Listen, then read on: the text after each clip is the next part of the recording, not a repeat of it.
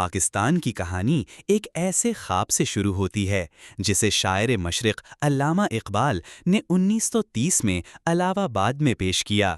یہ صرف زمین کا ٹکڑا حاصل کرنے کا مطالبہ نہیں تھا، بلکہ ایک ایسی ریاست کا خواب تھا جہاں مسلمان اپنی دینی اور ثقافتی شناخت کے ساتھ آزادانہ زندگی گزار سکیں۔ علامہ اقبال کے اس تصور نے لاکھوں دلوں میں امید کی شمع روشن کر دی۔ پھر قائد اعظم محمد علی جناح نے اس خواب کو حقیقت بنانے کے لیے انتھک جدوجہد کی۔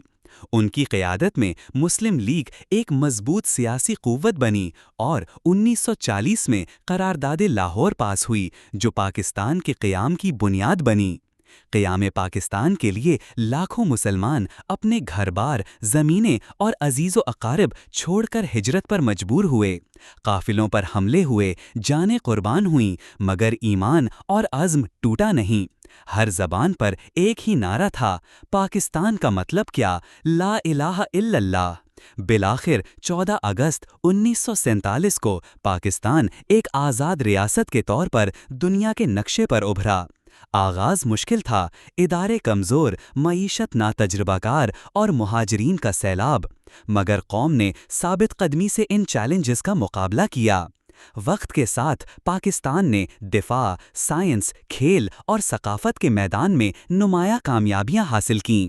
1965 اور 1971 کی جنگوں میں عوام اور فوج نے بہادری کی داستانیں رقم کیں۔ 1998 میں ایٹمی دھماکوں سے پاکستان مسلم دنیا کی پہلی ایٹمی طاقت بنا۔ آج گوادر پورٹ اور سی پیک جیسے منصوبے ترقی کی نئی راہیں کھول رہے ہیں۔